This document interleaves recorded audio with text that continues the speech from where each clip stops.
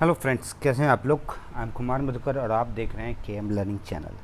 और आज मैं आपके सामने जो प्रेजेंट करने वाला हूं वो पिछले वीडियो जिसमें मैंने आपके सामने प्रेजेंट किया था कुछ important relevant facts of modern history. उस फैक्ट्स को कंटिन्यू करते हुए आज मैं फिर आपके सामने आने वाले एग्जामिनेशन बीपीएससी एंड यूपीएससी के एग्जामिनेशन के पॉइंट ऑफ व्यू से कुछ फैक्ट्स हिस्ट्री से रिलेटेड प्रेजेंट कर रहा हूँ। आइए हम लोग देखते हैं क्या है वो फैक्ट्स। सबसे पहले आप लोगों ने देखा कि स्वामी दयानंद सरस्वती के द्वारा आर्य समाज की स्थापना 1875 में किया गया है ना। सिमिलरली वहीं पे थियोसॉफिकल सोसाइटी 1875 में न्यूयॉर्क में स्टैब्लिश किया गया था ब्लावत्स्की एंड ऑलकॉट के द्वारा। करेक्ट। वैसे में हमारे पास एक और फैक्ट जनरेट होता है कि अलीगढ़ स्कूल जिसका स्थापना 1875 में हुआ था, ये सर सैयद अहमद खान का नाम आपने सुना होगा। सैयद अहमद खान के द्वारा अलीगढ़ स्कूल की स्थापना किया गया, वो भी कब, 1875 में। फैक्ट्स को रिपीट कीजिए क्योंकि 1875 की ईयर को उठाइए और देखिए कि कौन कौन सा ऐसी ऐसी घटनाएं हैं या इंस्टीट्यूशन है जो इसी पीरियड में इस्टेब्लिश हुआ है, तो इसी ईयर में इस्टेब्लिश हुआ है। कुछ ऐसी घटनाओं को और कुछ ऐसे इंस्टीट्यूशन को भी आप जोड़िए जहाँ पे ये लगे कि 1875 के आसपास की घटना हो। अब जैसे 1875 है तो आर्य समाज की बात आ गई, थियोसॉफिकल सोसाइटी की स्थापना हो गई है ना। उसके बाद फिर अलीगढ़ स्कूल की स्थापना हो गई। करेक्ट। तो ये 1875 की घटना है जिसे अपने जेहन में आपको इस तरह से कनेक्ट करना होगा। करेक्ट। यही अलीगढ़ स्कूल जो 1875 में इस्टेब्लिश हुआ था सैयद अहमद खान के द्वारा, वो लेटर ऑन इसका नाम रख दिया गया मोहम्मद एंग्लो ओरिएंटल कॉलेज। ठीक 2 साल बाद, मतलब अलीगढ़ स्कूल की स्थापना 1875 में हुआ तो वहीं 1870 में इसको एंग्लो ओरिएंटल कॉलेज का नाम दे दिया गया, मतलब मोहम्मद एंग्लो ओरिएंटल स्कूल। यही आगे चलकर अलीगढ़ मुस्लिम यूनिवर्सिटी के नाम से फेमस हुआ। तो अगर देखा जाए तो अलीगढ़ मुस्लिम यूनिवर्सिटी का एक्चुअल एस्टैब्लिशमेंट जो है वो 1875 में अलीगढ़ स्कूल की तौर पे हुआ था। फिर वो मोहम्मदन एंग्लो ओरिएंटल कॉलेज के नाम से कन्वर्ट हुआ, जिसका नाम आगे चलकर अलीगढ़ मुस्लिम यूनिवर्सिटी कर दिया गया। करेक्ट। चलिए अब उसी ईयर की बात करते हैं जब अलीगढ़ स्कूल की स्थापना हुआ। उसके 2 साल के बाद इसका नाम एंग्लो ओरिएंटल कॉलेज किया गया था। तो जब 1877 की बात करते हैं तो ये 1877 में ही दिल्ली में एक क्या हुआ था, दिल्ली दरबार हुआ था 1877 में। आपको पता ही है कि लॉर्ड लिटन एंड रिपन काफ़ी opposite but continue governor general या वाइसरॉय था उस वक्त। 1876 से लेके 1880 तक वो लॉर्ड लिटन था, तो वहीं लॉर्ड रिपन 1880 से लेके 84 तक था। तो लॉर्ड लिटन के समय में या लॉर्ड लिटन ने दिल्ली दरबार ऑर्गेनाइज किया था 1877 में, है ना, जब एंग्लो ओरिएंटल कॉलेज बना था अलीगढ़ स्कूल, और दिल्ली दरबार में क्वीन विक्टोरिया का स्वागत किया गया। करेक्ट। चलिए अब आते हैं नेक्स्ट पॉइंट पे, सेंसस की बात करते हैं। हम लोग देखते हैं कि अक्सर सेंसस जो है, सेंसस की बात करेंगे तो 1876 में पहला सेंसस हुआ था, बट ये पायलट बेसिस पे था, एक सर्टेन रीज़न पे हुआ था।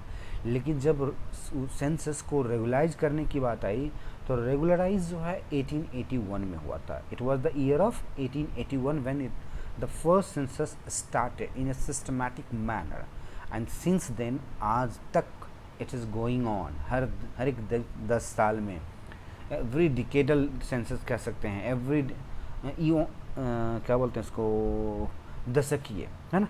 तो दशकीय जनसंख्या काउंटिंग जो होती है हर एक 10 साल में, वो 1881 में शुरू हुआ था और वो कंटिन्यूसली चला भी आ रहा। और अभी आपको पता ही है कि 2021 में नेक्स्ट सेंसस कंप्लीट होने वाला है। करेक्ट। उसके बाद ये क्वेश्चन पूछा जा सकता है कि 1881 में जो सेंसस स्टार्ट हुआ था उस वक्त गवर्नर जनरल कौन था। तो आपको मैंने अभी जस्ट हिंट दिया था कि Lord Lytton and Lord Ripon दोनों ही कंटिन्यूसली एक दूसरे के साथ में, लेकिन एक दूसरे के अपोजिट भी रहे हैं। Opposite means nature of work. एक तरफ लॉर्ड लिटन जो था प्रो ब्रिटिश था तो वहीं लॉर्ड रिपन प्रो इंडियन था। इसलिए लॉर्ड रिपन का नाम याद रखिएगा। अपने 4 साल के कार्यकाल में उसने बहुत सारे वर्क किए हैं जो कि प्रो इंडियंस था और इंडिया के रिस्पेक्ट में था, वेलफेयर ऑफ इंडिया, है ना। अब आते हैं 1884, डेक्कन एजुकेशन सोसाइटी की स्थापना पुणे में किया गया। डेक्कन का नाम से ही आपको पता चल जाएगा कि साउथ इंडिया की बात हो रही है। तो डेक्कन एजुकेशन सोसाइटी की स्थापना 1884 में एम.जी. रानाडे, वी.जी. चिपडोंकर एंड जी.जी. आगरकर के द्वारा किया गया था। तो इन तीनों का नाम याद रखिएगा।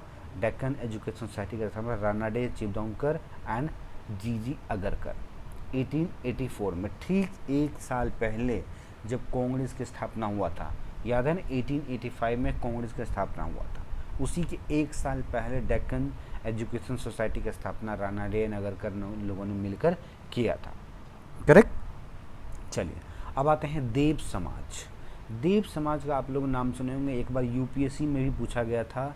आई थिंक कि 2004-05 में कुछ ऐसे ही पूछा गया था कि देव समाज की स्थापना किसने किया था। डायरेक्टली यही क्वेश्चन पूछा था।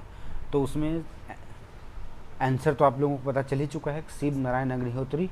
तो देव समाज की स्थापना शिव नारायण अग्निहोत्री के द्वारा किया गया था 1887 में लाहौर में। ये ध्यान रखिएगा। करेक्ट। चलिए अब आते हैं कुछ बॉक्स के बेस पे इंफॉर्मेशन आपके साथ शेयर करता हूँ कि पागलपंथी मूवमेंट 1825 से लेकर 1835 तक चला था। ये वेस्ट बंगाल और मेघालय वाले रीजन में हुआ था, जहाँ पे वहाँ के अफेक्टेड ट्राइबल्स लोग थे, हाजोंग एंड गारो ट्राइब्स थे। कहा जाता है कि वहाँ पर मेमनसिंह डिस्ट्रिक्ट हुआ करता था, उसी डिस्ट्रिक्ट के अंतर्गत ये पागलपंथीज मूवमेंट हुआ था। करेक्ट। चलिए ये हो गया तो पागलपंथीज मूवमेंट। नेक्स्ट है मोपला साउथ इंडिया की बात है।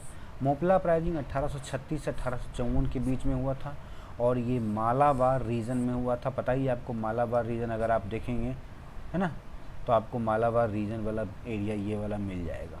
जैसे ये कोरोमंडल है तो ये मालाबार रीजन है।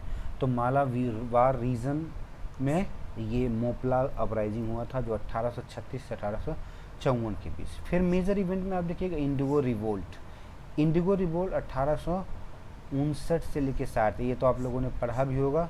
जो क्या बोलते हैं, ये वेस्ट बंगाल और उड़ीसा से अफेक्टेड रीजन था। बेसिकली वेस्ट बंगाल में नादिया डिस्ट्रिक्ट था, जिसमें दिगंबर एंड विष्णु विश्वास इन दोनों के द्वारा लीड किया गया। नील का आंदोलन आप लोगों ने पढ़ा, नील विद्रोह जिसको बोलते हैं, इंडिगो रिवोल्ट। फिर डेक्कन पीजेंट अपराइजिंग जो 1875 में हुआ था, जब दयानंद सरस्वती आर्य समाज की स्थापना किए थे, जब थियोसॉफिकल सोसाइटी की स्थापना हुआ था, जब अलीगढ़ स्कूल की स्थापना किया गया था, तब डेक्कन में किसान का आंदोलन हुआ था 1875 में। फिर है रामोसी का नाम आप लोगों ने सुना होगा, तो रामोजी फिल्म सिटी का नाम आप लोग सुने होंगे जो हैदराबाद में है ना। तो आप ऐसे अनुमान लगा लीजिए कि रामोसी अपराइजिंग जो हुआ था वो रामोसी के किसानों के द्वारा किया गया था, जिसमें वसुदेव बलवंत फड़के द्वारा लीड किया गया था इस मूवमेंट को। और ये मूवमेंट 1877 से लेके 1887 के बीच में हुआ था। ये भी वहीं पे साउथ इंडिया का इंसिडेंट है। रामोसी मतलब आंध्र प्रदेश वाले रीजन में रहेगा, अभी तेलंगाना का कुछ रीजन में है। जैसे अब अगर हैदराबाद विजिट करते हैं तो रामोजी फिल्म सिटी का नाम आप लोगों ने सुने होंगे, तो वैसे ही ये रामोसी अपराइजिंग है।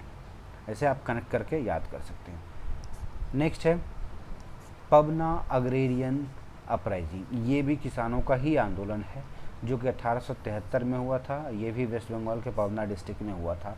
तो इस तरह से अगर आप देखेंगे तो ये सारे ऐसे मूवमेंट थे जिसके बारे में आने वाले एग्जामिनेशन में यूपीएससी, बीपीएससी या यूपीपीसीएस या सिविल सर्विसेज किसी भी एग्जामिनेशन में या कोई भी एग्ज़ाम अगर आप देख रहे हैं, या जैसे असिस्टेंट इंजीनियर का भी एग्ज़ाम दे रहे हैं जो निकल रहा है बिहार के द्वारा कंडक्ट होता है बीपीएससी के द्वारा, उसमें भी आपको हिस्ट्री के रिस्पेक्ट में ये सारे आंदोलन को कवर करने से बहुत सारे क्वेश्चन आपके जीएस के पॉइंट ऑफ व्यू से कवर हो जाएगा।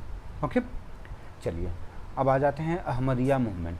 अहमदिया मूवमेंट जो पंजाब में हुआ था, जैसे कूका आंदोलन पंजाब में हुआ था, वैसे ये भी पंजाब में हुआ। ये मिर्ज़ा गुलाम अहमद के द्वारा लीड किया गया था और ये 1889 की घटना है। मतलब कांग्रेस की स्थापना 1885 में हुआ था। उसके 4 साल के बाद अहमदिया आंदोलन पंजाब में कंडक्ट हुआ, जो मिर्ज़ा गुलाम अहमद के द्वारा हुआ था। बंगाल डिवीज़न 1905 में, आपको पता ही है, कर्जन ने डिवाइड किया था बंगाल को। उसके बाद सर्वेंट ऑफ इंडिया सोसाइटी की स्थापना कब हुआ था? सर्वेंट ऑफ सोसाइटी की स्थापना 1905 में बॉम्बे में हुआ था, जो गोपाल कृष्ण गोखले का नाम लिया जाता है। गोपाल कृष्ण गोखले द्वारा सर्वेंट ऑफ इंडिया, जो कि कहा जाता है कि गांधी जी के गुरु के तौर पे भी जाने जाते हैं, पॉलिटिकल गुरु जिसको बोलते हैं। तो सर्वेंट ऑफ इंडिया सोसाइटी के संस्थापक के तौर पे गोपाल कृष्ण गोखले का नाम आता है। अब चलिए कुछ और इन्फॉर्मेशन आपके सामने शेयर कर देता हूँ। चार्टर एक्ट 1813 आपको याद होगा, पहली बार ये चार्टर एक्ट आया था जिसमें एजुकेशन के लिए कुछ फंड का जुगाड़ किया गया था, राइट।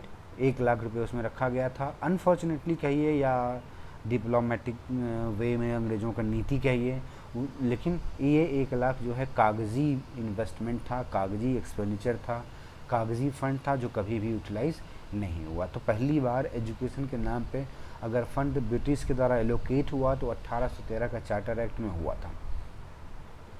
नेक्स्ट है मैकॉले।